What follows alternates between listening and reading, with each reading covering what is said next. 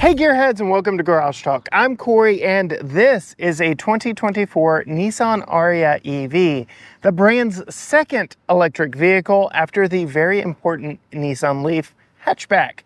This compact crossover EV is set to compete in a highly competitive class against newcomers like the Toyota BZ4X, Subaru Solterra twins, the new Chevy Equinox EV, and established players like Hyundai's Ioniq 5 and the Tesla Model Y. How does Nissan's second electric vehicle compete against those vehicles, and what has it been like living with for a week? Well, I will tell you all of that coming up. Just stay tuned.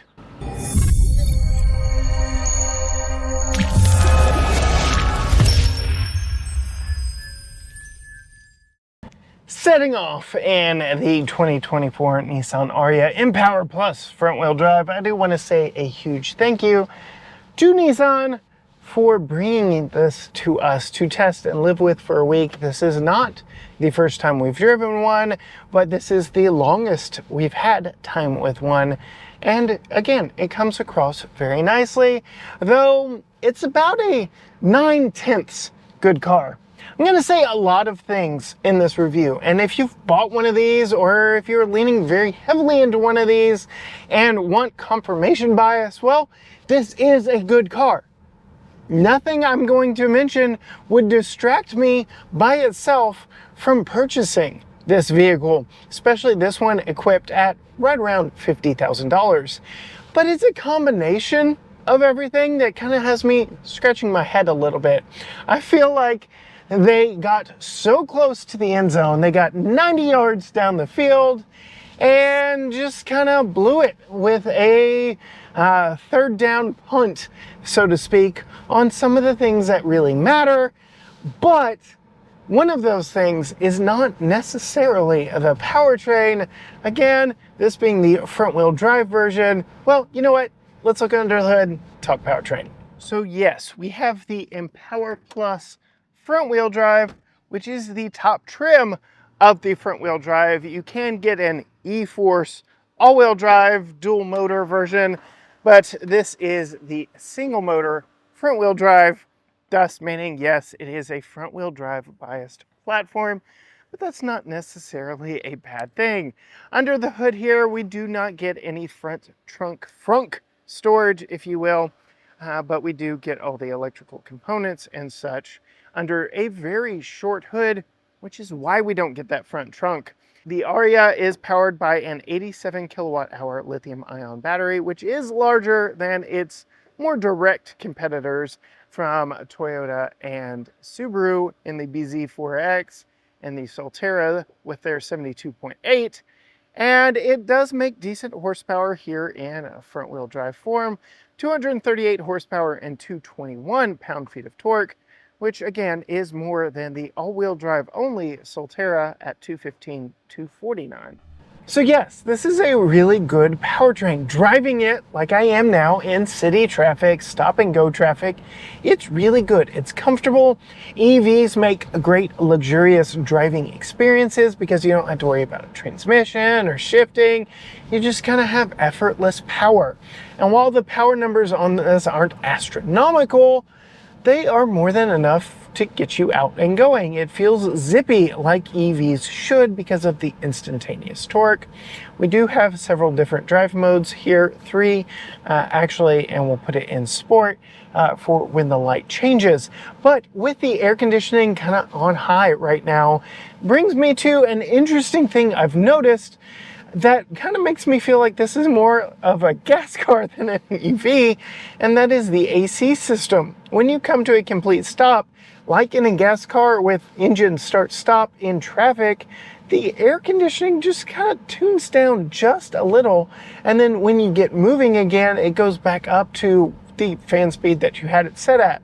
It's curious. I'm not quite sure how Nissan has engineered all of that underneath there, but I do feel like it has something to do with the overall range of this, which is just shy of 300 miles of all-electric range as we are spec'd here, which leans into Chevy's marketing campaign of the Equinox EV being the most affordable 300 plus mile EV on the market. They really are proud of that range number starting with a 3. You're so close here with 289 EPA estimated miles of EV range in this Empower Plus front wheel drive. You can get up to 304 if you spec yours just right. I do believe that is an all-wheel drive model, but yes, you can get 304, but you gotta spec it just right.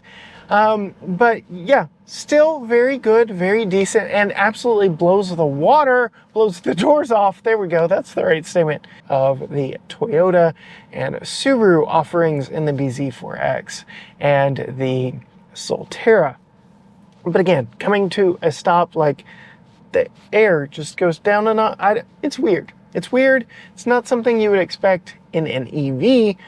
Something you would expect in a gas car. It's still on, it's still blowing in full force. It's not like a compressor has turned off. It's just the fan speed has turned down a little. Weird. But otherwise, driving it around, it is completely comfortable. Power delivery, smooth, predictable, everything you would expect from an EV. And that kind of gets into its driving characteristics and behavior, which I want to touch on after I take you on an exterior tour of this, because I want to talk a little bit about charging while we're out there as well. Styling of the Ariya is quirky and fun, and I actually really like it as a design direction for the brand. I think it is a nice step in the right direction. We get a faux grille up front that actually has some detail work worked into it, a repeating pattern that we will see as we move inside, but you can see as we get to the center of the grille here, it just kind of fades into a solid black faux grille. It's all behind a nice smooth panel and just gives it a more traditional SUV crossover look up front versus something like a Kia EV9, for instance, which just has a body colored face. So I think this is a nice transition into the EV market for people that may not just love the look of a Tesla Model Y with their completely body front end, body color front end. There we go. As we move down, you can see we have all LED lights up front, LED headlights, running lights, turn signals, fog lights, LED, all the things up front. And it does give it a nice, clean, modern look. And I really do like the waterfall style of the running light turn signals on this one. Again, just gives it a fun, expressive face. As we get up to the front here, we do have some pass-through for cooling for the batteries. They are liquid cooled batteries, but that just helps keep that system clean and cool. And then we do have some air pass-throughs around the front corners of the vehicle. No faux pass-throughs here. This, I can actually see daylight through there. It does allow air to pass around the front of the vehicle for better aerodynamics. As we pull around to the side here, we can see, again, fun, expressive styling all the way around. It is very angular and also very round all at the same time. You can see that kind of plunging chrome line across the top of the windows that has a nice bow to it, but then we get angular lines in the grille and elsewhere in the vehicle. As we pull in to the wheels, you can see our Empower Plus, which again is the top trim of the front wheel drive, does employ some Aero wheel covers on these 19-inch wheels. So very interesting style. You can't really see much of the disc brakes back behind there because again, they're going for aerodynamic efficiency. And again, that it just helps cover up the wheel and eliminate that drag. These 19-inch wheels are wrapped in Dunlop GrandTrek PT21 tires. This is a tire that I have not heard anything about, that I have not seen on any other vehicle, but I do believe it's an EV specific tire from Dunlop. They are 235/55 R19s. And just kind of goes with what we've seen with Nissan and their tire selection lately. They seem to have a partnership with Dunlop because we see a lot of Nissan vehicles wearing Dunlop rubber. As we continue around the side of the vehicle, you can see our charge port door is actually up here on the front. And let's talk about charging while we are out here. Nissan has had a bit of a charging issue, misstep. They've been a little bit behind the times when it comes to plugs. So if you are familiar with the Leaf at all, its plug is actually right here on the nose, and it is an old school CHAdeMO plug, which is being phased out and did not really have widespread adoption here in the States. For the Ariya, we have converted over to the J1772 for home charging and the CCS plug for DC fast charging, and that too now is outdated and going away, with all major brands committing to switch over to the Tesla plug or the NACS plug, which North America Charging Standard. So if you get a 24 model Ariya, you are going to get the CCS plug, but new charging is coming soon. This does support 130 kilowatt charging, which means you're probably going to need to go to a 350 kilowatt fast charger to actually get all of that. But there you go, 130 kilowatt versus the 100 of the Toyota and Subaru twins. So a little bit faster charging and a little bit more range, but yes, very nice options here from Nissan. Again, coming to the side of it, very nice styling designs. I like the black roof, that contrasts nicely, that chrome dividing line between the roof and the body side, that gives you some nice curves to it, and drops off, dips off back here to the rear of the vehicle. Back in the back, you can see we still get all LED lights back here, which is a very nice touch. So many times you get combination lights back here, still get incandescent lights, kind of as a cost-saving feature, but we can see we still get LED lights back here. Interesting, we get Nissan spelled out on the tailgate versus a Nissan logo. That is something kind of unique to this vehicle in the lineup, but is still very recognizable, obviously, as a Nissan back here. No visible exhaust because, well, there is no exhaust. We get two shark fin antennas up top, which helps my OCD brain with symmetry, but they also could put one in the middle. And then we get this roof spoiler that does actually allow pass-through down through here, and does a good job of hiding that rear view camera. This is a power operated lift gate. You can see we just open it up right there. The top trims do get a proximity key that will open back here, but you have to get all-wheel drive and the Platinum for that. As we open it, you can see we get decent space back here, very comparable to that from the Toyota and Subaru twins.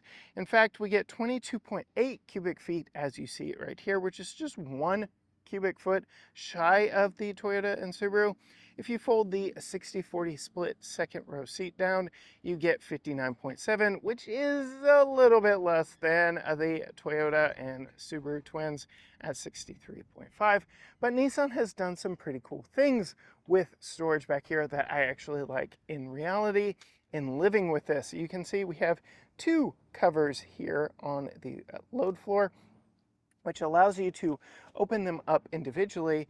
And if the charge cord were not sitting here, you can see I can set that into place. Now I have a section here for items that I can set and not have groceries roll all the way around on me. It is a nice contained area here, and I also have a contained area back there. You can see this cargo area does open up into it, but this one does not, but it just gives you a little bit of more deep storage to put some items so they aren't rolling around on you. You can also just put this straight up underneath and give yourself more room. You can see, again, the supplied charge cable is down there. And now we've got this back section here. Let me move my backpack that you can leave up, or you can too drop down. Again, it's going to be a little bit more difficult with that charge cable in place, but yes, now I have a lower load floor that allows for taller items, but you can see that doesn't go all the way up to the seats, because if we do fold those seats down, that's going to give you a more flush transition right there. Otherwise, I like the cargo situation back here. in that you have lots of options. So sometimes I am willing to sacrifice a few cubic inches, cubic feet for unique storage options. And I really think in reality, the way that this works is much more practical for everyday use. Some other unique cargo items back here, we do have some tie downs, which I really like on both sides and at the front here or the back, depending on how you want to look at it. And Nissan did supply us with a first aid kit. I did mention 60-40 split rear seat. We do have top tethers all the way across, so that is very nice. What is interesting to me, I comment on this every time I get a vehicle with a hard parcel shelf back here. It's not my favorite because I was over at my in-laws and they sent me home with some boxes that would absolutely fit in this vehicle, but I had to find something to do with this to get it home, and it was just awkward. Hyundai has really solved that problem with their 2024 Kona, and I tried that same option feature of kind of dropping it behind the rear seats. But Nissan engineers did not think of that. So if you are in a pinch and needs to store something large back here in the back, this hard cargo cover does kind of get in the way sometimes, which is a little bit unfortunate. Coming to me, I'm 5'10", you can see the hatch opens up nice and wide, allows me to get in, no problem. The buttons are right here above my head. It fits in our garage just fine, our 1963 built garage. So I've got no complaints over the storage back here, and with a push of a button, it does close down nice and quickly. Okay, so we've got those Dunlop tires outside, which head scratcher to me, like, I don't know. Nissan clearly has a deal with Dunlop. We've seen other vehicles, including the Nissan Z, wearing Dunlop rubber. Here on a textured pavement, it's a little noisy, especially without explosions happening under a hood with a gasoline motor, but generally nice and quiet. Again, the wheelbase being stretched means there is a lot of space and room here on the inside, flat floors and all that. You know what? Let me take you on a tour of the inside as well. Before we get in the vehicle, I did want to show you the key. Typical Nissan proximity key. I like the slim, compact nature of this. Slides in my pocket very nicely. It would fit in a purse or wherever you keep your keys very nicely. I like that Nissan has not gone bulky. So many brands give you these big honking key fobs that are unnecessarily big. This gives you all the pertinent things on it without being very bulky. Lock, unlock, hatch release, and a panic button. You can also deploy a physical key from back here. No remote start on this one, and unfortunately we do not get access to the Nissan connected apps, so I can't tell you if you can remote start this from the app either. But again, here on this Empower Plus front wheel drive, this is the top trim of the front wheel drive platform. Some things I really do like though, as a family vehicle, we have passive entry with lock and unlock on both the front and rear doors. So if you need to get in the back and load a kit up first and foremost, you can do that from the back doors or from the front doors. You can see when you lock it, the mirrors power fold, and even when you unlock it, they still stay folded. They do not unfold until the vehicle is on, which is a very interesting, unique touch. It's one way to let you know as the driver that the vehicle is now on, and it's another way to not let other people around you know that the vehicle is unlocked, which I know is a safety concern for some. When you do open the doors, we are welcomed by a nice leatherette interior. We have a nice cream color on this one. Black is the other option. And I do believe black is going to be a lot of dark on the interior, but we do get some nice accents throughout, again with that repeating pattern we saw on the grille. And we're going to see that throughout the interior as we take a tour here, and that is even here on the speaker grills. But again, nice padded armrests here, padded section on the door. We have two-person memory seat for the driver. Again, the platinum trim, which is the top trim all the way around and only available on all-wheel drive, apparently also gives the passenger seat memory, so that is an interesting touch. I'm not a huge fan of the window controls here because the lock and unlock buttons are so far up here, and you can see they are backlit, but they're very glossy. So if the light is hitting this just right, it's very hard to figure out which one is lock and unlock, and you just have to get the right view of it. All your mirror controls right here, including power folding. But an interesting thing I've noticed about the mirrors is, while yes, we do have memory seats here, the mirrors are not tied into that, and neither is the center console. We'll get to that here in just a moment. We do have, yeah, see, now our backlight has turned off, and now I really can't see what these buttons do, but we do have express up, down for all 4 windows, which I really like. But again, here, now you can see all the fingerprints on it because it is glossy. So not my favorite setup here. I normally don't spend that much time on the window controls, and you'll see exactly what I mean. You do see exactly what I mean about this being a 9/10 good car. There's just so many things just kind of that leave you wanting a little bit something. Coming down to the seat controls, we have 8-way power with 4-way lumbar. Really like that. I really do like the seat design, seat comfort. They are very comfortable. This being the Empower Plus front wheel drive, they are heated but not ventilated. Again, to get ventilated seats, you have to go to the Platinum trim. Otherwise, though, very nice, very comfortable, very supportive. Go ahead and climb in and close the door, put our foot on the brake, and start the vehicle up. My seat slides back up front and into position, and everything comes to life up here. We're going to go ahead and turn our fan speed down just a little bit, which you can see is done here through these touch controls. But we'll get to that here in just a moment. I do want to start over my left knee because we've got a few buttons over here, including your hatch button, some charging buttons here for your overall timing. First, I want to start over my left knee here. We've got a few buttons here on the left side of the steering wheel, and controls for your adaptive headlights. We saw this in the new Toyota Tacoma. Very interesting. I don't know if giving adjustable headlight controls is all that smart to the general public, but I have not been blinded by many Arias or Tacomas on the road, so maybe it's not as big a deal as I thought it was. Heated steering wheel button and hatch open right here as well. And then we get our air vent with a little bit of rose gold that goes all the way across the front of the vehicle. We get 2 12.3-inch displays for giving us our information, pertinent information right here in front of us, and it is a slightly curved display. I'll go ahead and show you the curve here.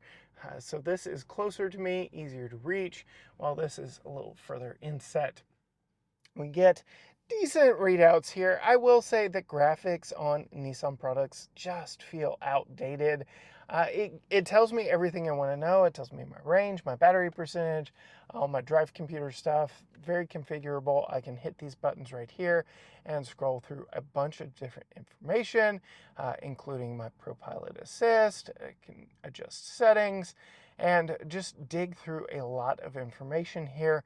But the graphics is really what I'm interested in here.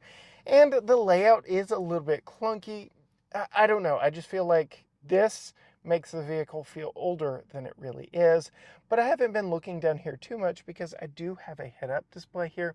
Very nice head-up display. This works very well with the ProPilot Assist 2.0, which does allow for hands-free driving. We'll talk more about that later. And you can see we do have some sensors, some cameras here that watch your eyeball. A Nissan Leaf steering wheel, so a single spoke or a dual spoke, depending on how you want to call it. Flat bottom steering wheel here. It is nice. It is leather wrapped, and like I said, it is heated because your button is over there. Decent controls here, but again, the user interface, this feels a little bit old and clunky. Some of the buttons are weirdly placed. This is how you go back and forth between the screens here. This is how you scroll through different things on the screen, and it thinks I'm talking to it right now. So it's interesting. It's not my favorite. Voice recognition. See, yeah, I said the name too many times, so it heard me. But I want to like turn that off. There we go. Now it's off. It still thinks I'm talking to it. There we go. But yes, see, this is again how you go through that, and then your roller wheel here for scrolling through further information. You get physical buttons here for your volume, for your tuning, and for different pages, and all your ProPilot stuff over here. Oh no, it just, again, the graphics, the UI, it all kind of makes it feel a little bit dated. Coming across here in between the two screens, we also have your day and night controls here for your screen brightness. Other screen brightness buttons are right here, but quick access to go dimmer if you need to, and then a camera button with the word camera. Nissan's the only brand that really does that instead of using an icon for it. Interesting because that doesn't translate across languages. It just seems odd to me. You can see when you do push it, you get a bird's eye 360, you get a decent front and rear view. It's not the best graphics. Again, going to the graphics in this just makes the vehicle feel a little bit dated. It's not super crisp or clear, but it tells you everything you need to know, lets you see everything you need to see, and if you push it a few times, you actually get a closer view of that front corner up there, which is a little bit harder to see from right here. You can see we also get ProPilot Park, so you can have access to that right there, but you will also notice, much like the window controls with all the gloss black, that we have some fingerprints all here, all over the screen here. Lots of fingerprints where you are actively touching. There are fingerprints all over the gear selector. We'll get to that in a minute. Lots and lots of fingerprints. And then the UI up here. Again, not my favorite. We talked about HVAC when I first started the vehicle up. You have all these haptic feedback buttons here, kind of hidden in the wood dash, which I like. They're backlit when the vehicle's not on. They hide a little bit, but you can still tell where they are. But you can see we also get some fingerprints here on this, so that lets you know this isn't real wood. And then you don't get any permanent HVAC display. So if I change the temperature here, I do have to kind of press a little hard, and it gives me a little pop-up here that overrides my Apple CarPlay and Android Auto, but I don't have like a dedicated just like line across the bottom. There's a quick access button that takes you to all of that right here. But in certain situations, in living with this vehicle, it just seemed a little bit annoying not knowing what my temperature was set at as I was driving down the road, because of course my wife, my son, and myself, we all have different preferences. You can see we have dual zone up here, which is nice, but again, no permanent display, especially if you're here on Apple CarPlay, which is where I left it. If you have it on the Nissan home screen, we get a permanent display here, which I like. You can also see little readouts here for the heated seats and steering wheel. And decent interface, but again, it just feels a little dated, especially with their maps. So not my favorite, but it seems to work just fine. But I generally leave it on CarPlay more often than not. And then we have our hidden buttons here for your emergency, your hazards, and your track forward and back. Very interesting. You go up and down there. It's kind of an up-down toggle, and then your volume control here. So very minimalistic controls. Again, I just wish there was some sort of dedicated space on this screen for HVAC. Otherwise, it's been easy to live with. Your vehicle start button is right here. Our electronic parking brake is right here. And then we get some hidden storage. So with this being an electric vehicle, they can repackage things easier, which I really like. But there is actually storage right here under the dash. And that is accessed here from the center console. You push and it comes to open. And we have a nice felt-lined section right here. You can store items in here, which is very nice. Or you can pull this tray forward and you can have what my friends at Nissan have called the coffee table. So I like that very much, but please do not drive down the road with a coffee mug, especially an open drink sitting right here. It will slide. We do have a little Easter egg here of some flowers. We'll see some more of that here in just a moment. Unlike some storage options in other vehicles with motorized storage, the vehicle does not actually need to be on to access this, so that may be a safety concern. I don't know. You tell me, would you rather this work when the vehicle's on, or need to be on, or are you fine with the fact that it opens and closes with the vehicle off? Convenience, I don't know. More storage here. We have a decent sized glove box. It's a little narrow, but you can see it is felt lined. It is damped, but our go bag really does take up a lot of the room in there. But a hidden button right there. The glove box is something the Toyota and Subaru counterparts competition to this do not offer. So I like that we still get a glove box and some storage up here, which definitely beats out the Toyota Subaru twins. We also get storage in the doors and storage here in the center console. We do get this little roller shade over the two cup holders. These little flaps, they're okay, but I did put a 12-ounce can in here, and this little, it's not great. I would have rather like rubber grippers or something, because essentially you have a square hole for a round drink. I don't know, it just felt odd to me, and it didn't work great for cans. It's just odd. Again, this is a 9/10 really good vehicle. There are lots of little small things that just kind of have you scratching your head. This is one of them. Not terrible, not horrible, but also not great.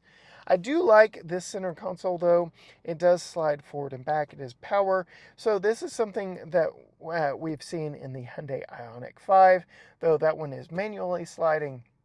This one is power sliding, but as I mentioned earlier, it is not tied into the memory seat settings.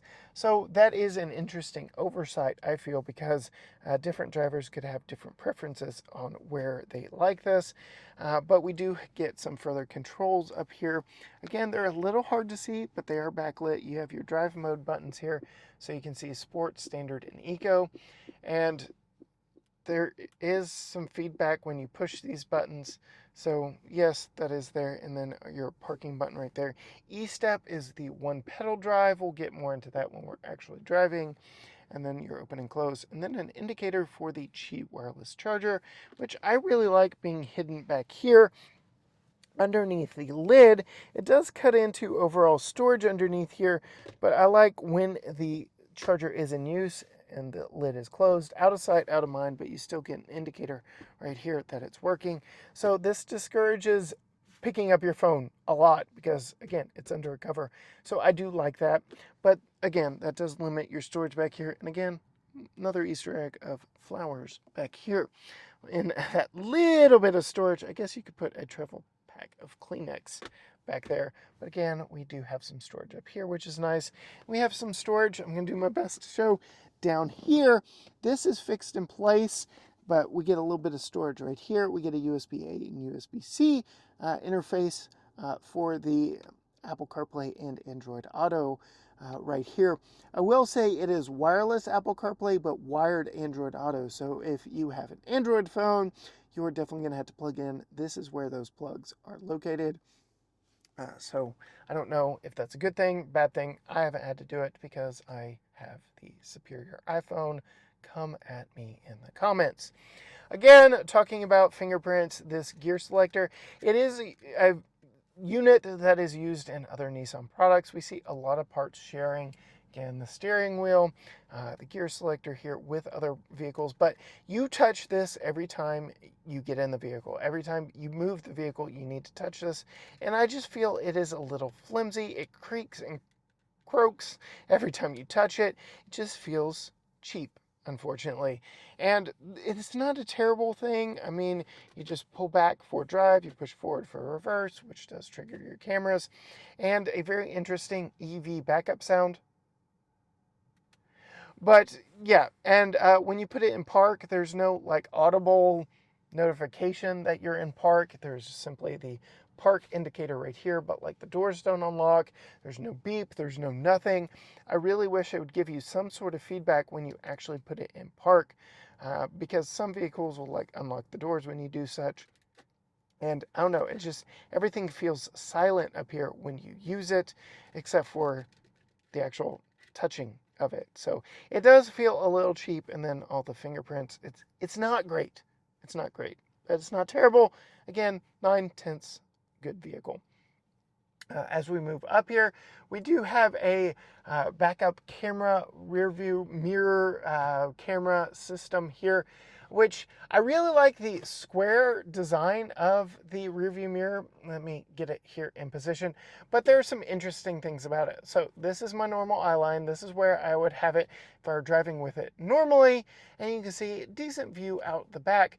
But the very weird thing about it is just the placement of it. So again, the idea is that you flip back and forth between the camera and a real mirror right here, and I feel like this is just in a weird position when you flip it from your necessary placement for an actual mirror to the camera setup, because now I'm getting a lot of reflection of everything up here on the camera display right here. I don't know, it's just not great. So I find myself kind of adjusting it after the fact, but then now I'm looking at the seat. It's again, 9/10 good vehicle. Lots of small things here and there. And I know I'm picking at nits here, but it just is what it is. And I know Holly doesn't like using that much. So every time I get in the vehicle, she's got it here and positioned where she would want it. It is what it is.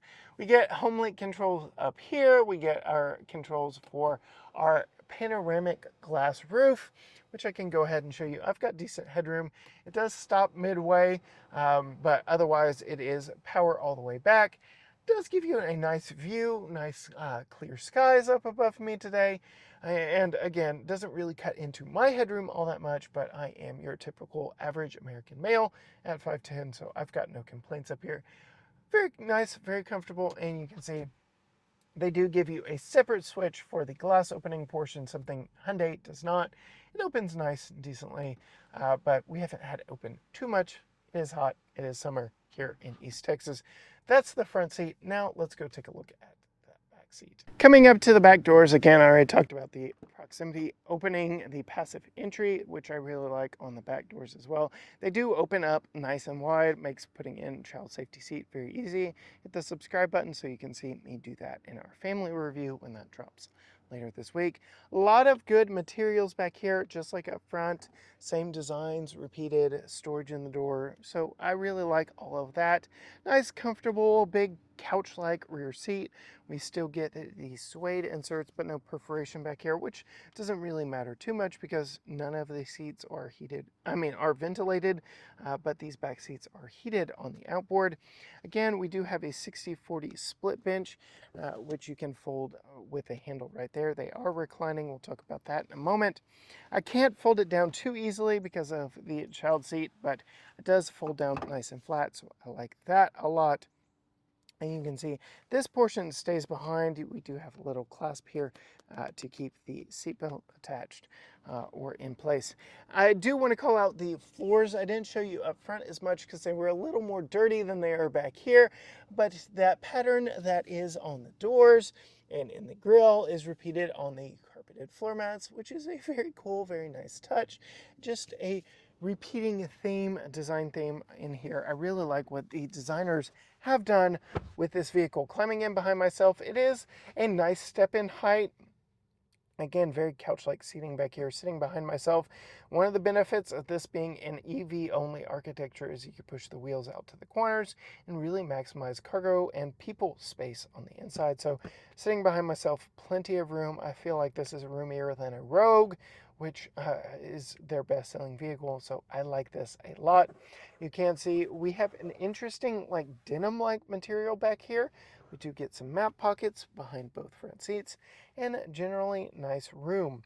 We have very flat floors all the way around. There was a flat floor up front and a flat floor back here. Again, hallmarks, benefits of an EV-only architecture. We get some power back here, USB-C, USB-A, heated outboard seats, as I mentioned earlier, air vents on the back of the center console. And again, this does slide back. This does not have to be touch sensitive, so it doesn't quite match the fake wood up here. Very interesting, but this is like the only place where you see the contrast between the two.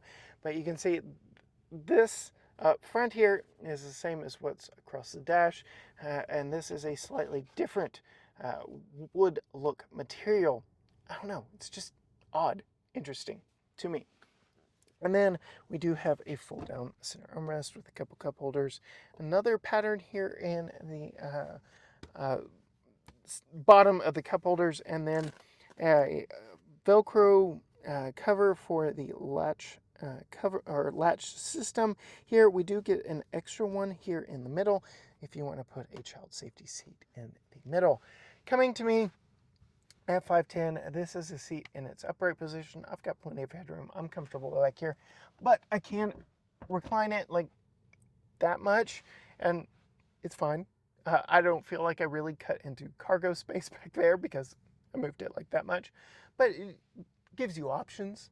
And again, these seats, like the front seats, are still very comfortable. Fake wood accents and the hidden buttons and whatnot. Nice storage options that some competitors don't offer. Some unique things that are offered throughout. But again, going back to my theme of this being a 9/10 good car, there's some weird things as well. I already mentioned the rear view mirror and that, but just general usability and comfort up here. The armrests. Very strange. So this armrest is where I would want it, height-wise. Like it, it's comfortable. The door armrest is just a little bit lower, so I'm imbalanced, which is odd. It's just very odd. You got to reach down further on your left side to actually have a place to rest your elbow. Very strange, very odd, just weird ergonomics in here when it comes to daily livability and comfort. So just, again, 9/10, like they got so close to that touchdown, but ended up punting at the very last moment, 3rd down at the goal line, and decided to punt instead of just rounding it out. There are a lot of things, just small things, that when you put it all together, maybe you don't buy this vehicle at $50,000, or maybe it's exactly what you want and what you need. I'm just bringing it to you as I have seen it from my week living in it. Things I did not necessarily notice on my first initial drive of this at a Texas Auto Riders event last year. We've got fingerprints, we've got weird ergonomics, we've got mirrors that aren't tied into memory seats, we've got mirrors that are just slightly weird and oddly placed. We've got just a lot of small nits to pick here on this 2024 Ariya, but generally speaking, it is comfortable, it is quiet, it is generally well built. There's some concern about some materials and a placement of things. I've gotten a little bit of rattles from the door here, but generally it's nice, calm, comfortable. It has been a nice vehicle for us for a week here, and has generally been something that I would recommend, though you might still want to check out some of the competitors. Another nit to pick, the blinkers. First of all, the sound is not overly loud, so if you've got music playing, you can't really hear that it's on. And then the clicker, the stalk here on the side, does not physically stay in place. It reverts back to the middle, which is odd. So not only can you not hear it, but you can't like know from its placement if it's on or not. It's odd. Again, picking at nits, I know, but that's one that's very odd.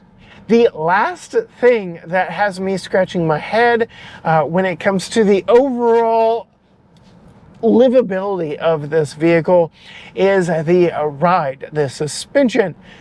EVs are generally heavy. The batteries are heavy. The battery in this one is bigger than the Solterra MBZ4X from Subaru and Toyota. So EVs are generally heavier than their gas counterparts because EV batteries are heavy. And to counteract that, to give this a smooth ride, we've got a little bit of a softer suspension in this, which comes into play when you come to a full stop. You get a little wiggle because of the softer suspension in this, which is very interesting, that you get just a little wiggle. I thought I was crazy. In fact, I'm going to pull over here into a parking lot to give you a few demonstrations of it. I thought I was crazy until I brought it up to my wife, and she noticed it. And if Holly notices it, it's noticeable. But here we go. Come to a complete stop. Wiggle. Jiggle. Forward and back. And it's because of the added weight of this and the softer suspension to give you a nice comfortable ride. the weight shifting forward and back when you come to a full stop in this. One more time. Wiggle, wiggle, wiggle, wiggle. That is just a little head scratching. That they opted for a softer suspension in this for a more compliant ride, but that also translates into just a little wiggle in stop and go traffic. Here we go, one more time, coming to a stop sign. Wiggle, wiggle, wiggle, wiggle. And that is something that I've also noticed with the brakes in this. The brakes don't seem quite up to snuff for the added weight of this vehicle. I find myself doing a little last minute panic stop for that last 10 feet, that last 10%, if you will. When it comes to driving this in traffic. Keep in mind, we also were driving a big Chevy Suburban for 2 weeks prior to having this vehicle. So maybe it's a little bit of that adjustment coming into play. But I feel like the brakes could have a little bit more bite to them. But we do have regenerative braking on this one. We don't have adjustable regenerative braking with paddles on the back of the steering wheel, but you can slide the controller back to B mode, and now we have a one setting of regenerative braking, which does help with some of the braking issues, the wiggle. Yeah, it still does it, but it definitely gets rid of that like panic stop for the last 10% of a stop, because it does a little bit better job of slowing you down as you take your foot off the accelerator. Another way that you can come to a stop with this is the E-step. There is a full button right here for the E-step, which is more of a true one pedal drive mode, and it is aggressive. And it does actually move the brake pedal like EVs from Mercedes. Not all one pedal drive systems actually move the brake pedal. So you may be like over there with your foot hunting for where the brake pedal is when you go from accelerator to brake if you're using E-pedal, but you get used to it, and it is, I guess, intuitive when you've lived with it for a while. All right, so there you have it. Yes, I know I picked a lot of nicks. Okay, so yes, there you have it. I know I picked a lot of nits in this video. There are not any like deal breakers by themselves in this vehicle. It is a very competent entry. Nissan focused on what matters: ride quality, comfort, interior space, range. They focused on things that mattered and things that worked. They upgraded the plugs from the Leaf. So there are a lot of good options, features packed into this, but there are also some head scratchers. So just proceed with caution. You have my full week's worth of experience behind the wheel of this one to go off of, but generally I really do like this. It is a calm, comfortable vehicle that, yes, I could see myself recommending.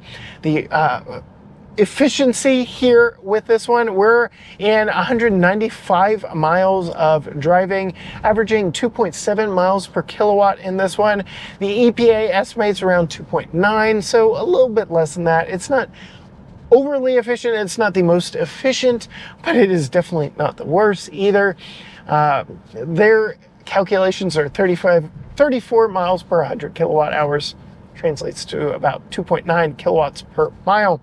If you want to see more from us, future vehicles we drive, see Holly's reaction to this vehicle, hit the subscribe button down below and ring the bell so you are notified when future vehicles drop. Find us on all social media channels: Facebook, Instagram, X, TikTok, Threads, YouTube, you name it. Everything is at GT Garage Talk, or you can go to gtgaragetalk.com. But yes, that ends my time here with this vehicle. We will have a full family review coming out next. Until next time, Gearheads.